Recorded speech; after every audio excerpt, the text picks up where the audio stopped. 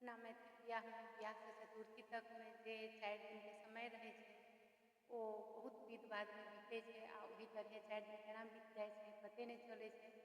तऽ भगवान रामके जहन बियाह होइ छनि तऽ हुनको सङ्गे कोबरमे इएह सब होइ छनि।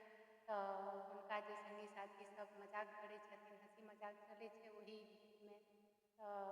गौड़ी पूजा काल मुट्ठी खोलबाके गीत होइ छै तऽ ओहिमे सखी सब कतेक हुनका मजाक करै छथिन से एहि गीतमे छै। आर एही तरहे 4 दिन केना बीत जाइ छै पता नहि चलै छै।